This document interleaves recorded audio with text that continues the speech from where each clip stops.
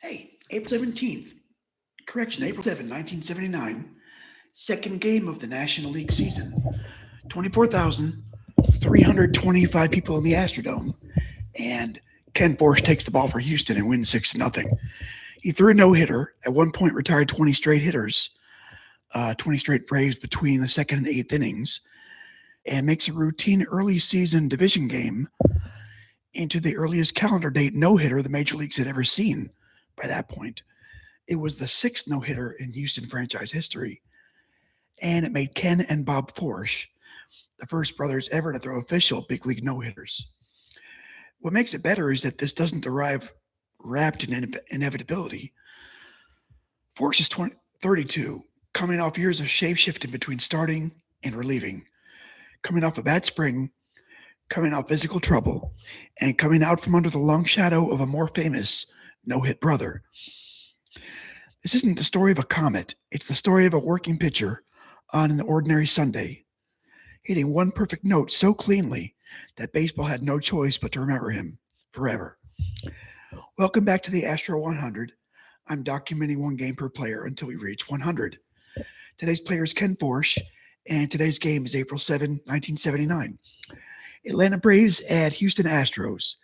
Now, Houston had beaten Atlanta 2-0, 2-1 on opening day the night before. So Houston comes in 1-0 and Atlanta comes in 0-1. And this second game of the series quickly becomes the one that outlives the weekend. It's the kind of episode I like because the surface story is just a no-hitter. But underneath that are all the things that make baseball feel alive. A manager trying to harden a young club, another manager trying to turn discipline and fundamentals into a contender, left-handed starter on the other side who looks like a real problem, an umpire crew working during a labor mess, and a crowd that slowly realized it's watching history. And of course, a pitcher who understood that by the third inning, something strange might be happening. As to what was going on in the clubhouse, Houston entered 1979 trying to earn seriousness. The Astros had gone 74-88 in 1978, fifth in the NL West, but the bones of a good team were there. J.R. Richard, Joe Negro, Jose Cruz, Cedar Cedeno, Bob Watson, Enos Cabell. On opening day in 1979, they beat the Braves 2-1 behind Richard, and by season's end, they finished 89-73, only a game and a half back of the Reds in the division race. This game feels, in retrospect, like one of the first signs that Houston had become sturdier than its previous year's record. Atlanta entered from a different angle. The Braves had gone 69-93 in 1978, and Bobby Cox was still in the stage of building habits before building a winner.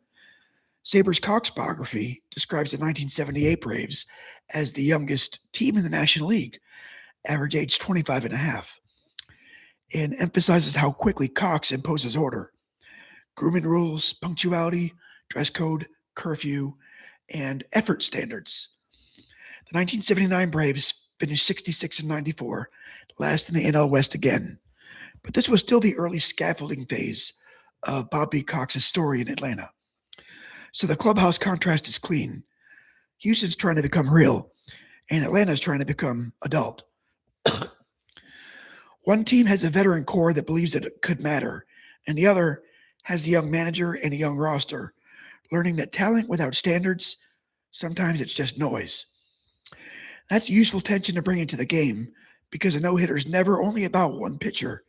It's also about the condition of the room behind him and the condition of the room failing to solve him. Around the majors that week, this was opening week, and opening week always carries a special kind of deception. Every fan base is still mostly innocent. Every rotation looks clean on paper. Every bad team can't pretend it's just understood. On April 7th, around the league, the Pirates beat the Expos 7-6. The Orioles beat the White Sox 6-3. The Rangers beat the Tigers 8-2. And the Major League scoreboard was small enough that one remarkable game could dominate the whole story by bedtime. And here's the thing that makes you think again. Baseball history isn't always built in October. Sometimes it's built when almost nobody is even paying attention yet. The second NL game of the season is supposed to be administrative. People are still learning the roster. They're still checking if the bullpen phone works. And someone comes along and throws a no-hitter, and the calendar gets rewritten. Managers and starting pitchers. For Houston, the manager's Bill Verdon, a calm but demanding baseball man. Saber describes him as a competitive, no-nonsense manager who stressed fundamentals and expected players to put the team ahead of personal reward. That matters here because this game has a Verdon shape to it. Efficient, sharp, defensive, stern in its refusal to become messy. For Atlanta, the manager was Bobby Cox, long before the bulk of the legend but already unmistakably Cox. He took over Atlanta's 1977 collapse, set 6 spring rules immediately, and was trying to force a young team to behave like professionals before it knew how to win like one.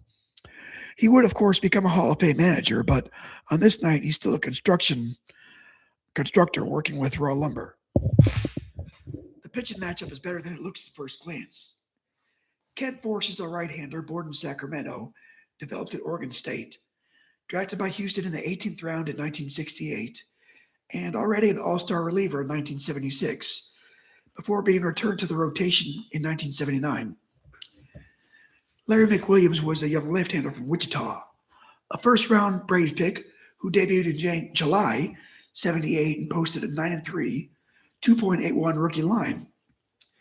Atlanta won the game, Houston won the game, but Atlanta didn't walk into it with some random sacrificial lamb on the mound. McWilliams was a real arm. The immortality in this game is not mostly in the lineup card, it's in the event. The Braves started Jerry Royster, Glenn Hubbard, Gary Matthews Sr., Jeff Burroughs, Mike Lum, Dale Murphy. Behind the plate, Bobby Bonnell, Pepe Frias, and McWilliams.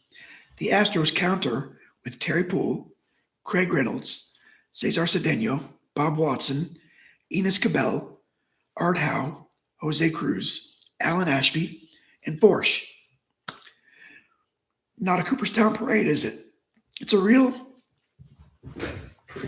working National League West game full of pretty good professionals, a few future big names, and one future Hall of Fame manager in the visiting dugout. There's not much documented pregame talking back and forth. We're trusting the tone around this is less feud and more divisional familiarity. The stronger version of tension is quieter. Same division, same weekend, same park, and one club trying to confirm it's rising, and another trying not to get run over by that fact. Forsch later admitted the Braves hitters he worried about most were Gary Matthews and Jeff Burroughs, which tells you what kind of respect was in the air. And the common thread between these clubs is not some grand old grudge, it's repetition. These are NL West opponents in an era where you get to know each other by seeing each other over and over and over. That kind of rivalry is less cinematic than Yankees and Red Sox, but in some ways it's more baseball pure. A long summer of practical irritation, personnel overlap, and the slow accumulation of memory. The game was played during the 1979 Major League umpire strike. The season opened April 4th amid the labor dispute, and replacement umpires were working games. That matters here because the first base umpire on April 7 was Steve Fields, who's explicitly listed in the box score and identified in the strike history as one of those replacement umps. So even the officiating crew belonged to a strange transitional opening week. This was not normal baseball. It only looked like it from a distance. Forsch is a good Astro 100 subject because he's not built like a poster boy destiny pick. He's a baseball family story, a development story, and a role change story. Born in Sacramento in 1946, he attended Sacramento City College, then Oregon State, where he piled up strikeouts and even held the school's single-season strikeout mark for a while. Houston signed him after scouting him at Oregon State and took him in the 18th round of the 1968 draft. This isn't blue-chip glamour. It's scouting, projection, and persistence. He reached the majors in 1970 and spent his early big league years starting. But his career didn't ascend in a neat, straight line. Houston pushed him into relief for much of the middle part of the 1970s, and there he became something genuinely valuable. In 1976, he saved 19 games, made the All Star team, and developed into one of the more trusted bullpen arms in the National League. The Sabre biography credits pitching coach Roger Craig with helping reshape his grip, his pitch movement, and even his attitude on the mound. Ken Forsch became, in effect, two pitchers during one career, an early starter and a mature reliever who later fought his way back into starting. That matters by 1979 because the no-hitter didn't belong to a kid discovering himself. It belonged to a veteran reasserting himself. Astros Daily notes this was his first full-time start in 6 years. Sabre notes that Vernon put him back in the rotation for 1979 and that spring training had gone pretty badly. Forsch ditched parts of his usual mix to work on off-speed stuff. He went 0-3 in exhibition play and then dealt with an infected insect bite on his arm the day before the start. So his masterpiece doesn't arrive before ideal preparation, but after discomfort, doubt, and adjustment. That makes it feel even more like, earned baseball wisdom. Now, for Forsch, this game was bigger than the box score and bigger than the no-hitter headline. It was proof that he wasn't merely a useful Astro, but he's not just Bob Forsch's brother, but he's not, just a converted reliever who once had a nice season. It's the night his career produced one unquestionable moment. Sabre's Ken Forsch bio says one beneficial effect of the no-hitter was national attention. Astros Daily goes further and treats the game as the moment an underrated pitcher could no longer be treated like background furniture. And because Bob Forsch had already thrown 2 no-hitters, there's a family dimension here that makes the game richer. Ken later said that Bob's no-hitter the year before had been one of the great moments of his own life. That turns the usual brother shadow story slightly sideways. This isn't resentment, it's admiration, competitive love, and then finally equality. On April 7th, 1979, Ken didn't step out of Bob's shadow by rejecting it. He stepped out by joining him. Now, the game opens with Forsch doing exactly what no-hit pitchers almost always do when the night's theirs. He makes the first inning look uninteresting. Royster flies out, Hubbard flies out, Gary Matthews grounds out. No warning sirens, just tempo. Then Houston comes up in the bottom of the first and gets to work immediately. Terry Poole gets aboard, Craig Reynolds moves him along, Cesar Cedeno drives in the first run, and Enos Cabell drives in another RBI. Before the crowd even settles, it's 2-0 Houston. McWilliams is already pitching from behind. That first Astros burst matters because it changes the geometry of the night. A no-hitter with no run support feels brittle. Every inning feels like you're carrying glass. A no-hitter with a 2-run cushion in the first becomes something else. It becomes a room in which the pitcher can stay aggressive. Forsch wasn't pitching with fear after that. He was pitching with air. The second inning gives Atlanta its first, and for a long while, only crack in the wall. Jet Burrows walks, and that's their first base runner. But Forsch doesn't wobble. Mike Lum pops out, Dale Murphy hits into a force play, and Bobby Bonnell strikes out looking. Then the line goes flat for inning after inning. This is where the game stops feeling like good stuff and starts feeling like a pattern. From there, the game becomes an extended lesson in how many different ways a pitcher can suffocate a lineup without dominating in the modern highlight reel sense. Forsch only struck out 3 men. The infield handled 16 of 27 outs. Astros Daily said, Craig Reynolds later remarked, so few balls were hit hard all night that he felt almost airborne from the tension.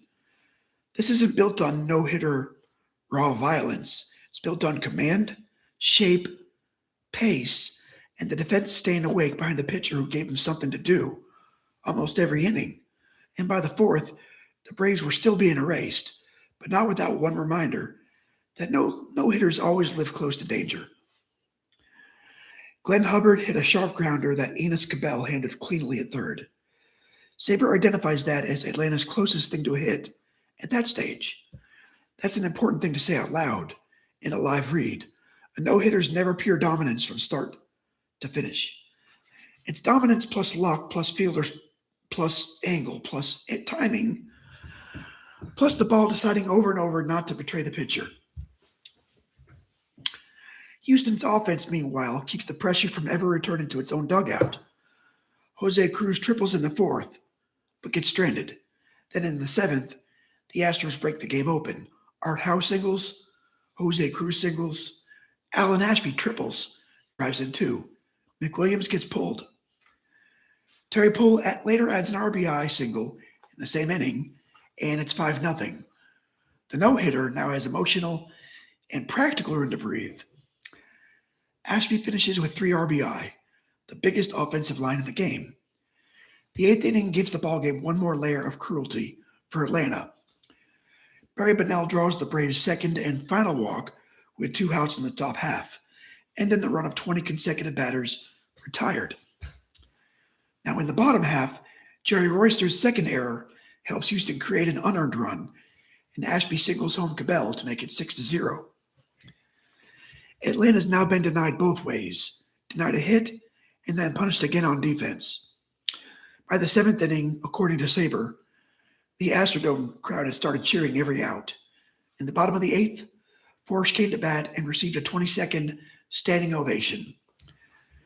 And that's one of my favorite details in this whole story, because it captures the exact moment a crowd stops attending a game and starts participating in a ritual.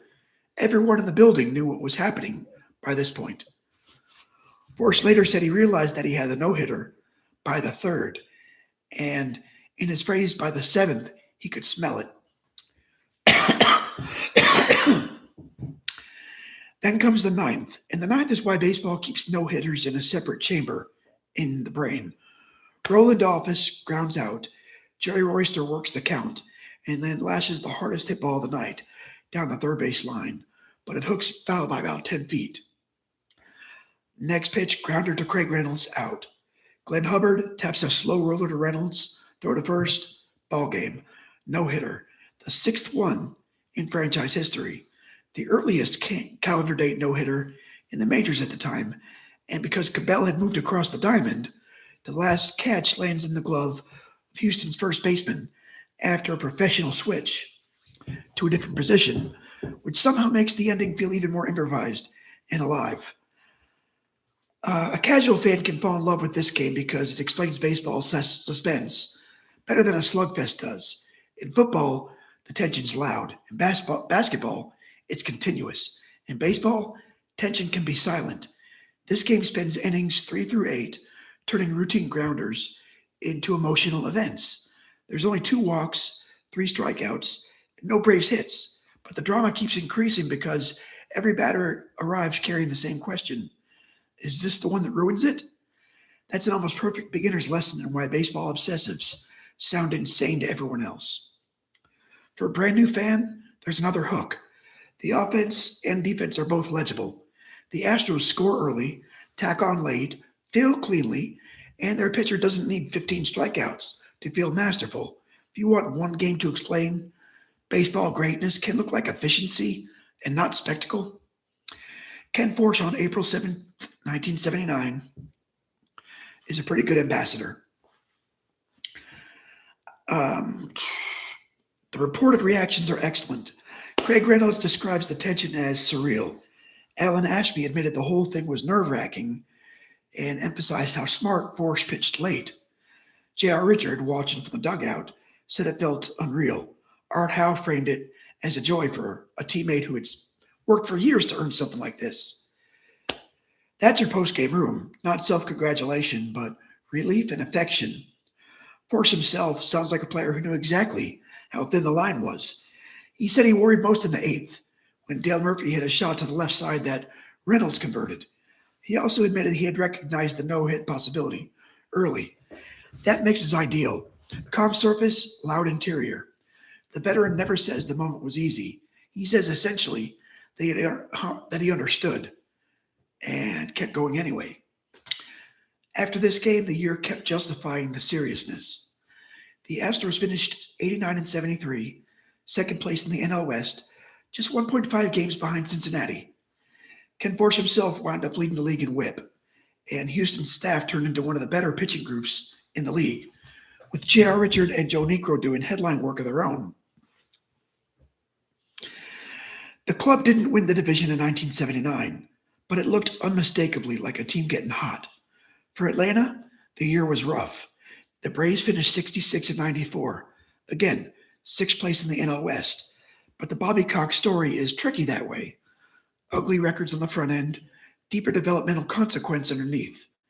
The same organizational hand that was dealing in losses in 1979 was also teaching standards to players who would later matter. So even in defeat, this game belongs to one of those strange baseball timelines where the future giant is still wearing work clothes.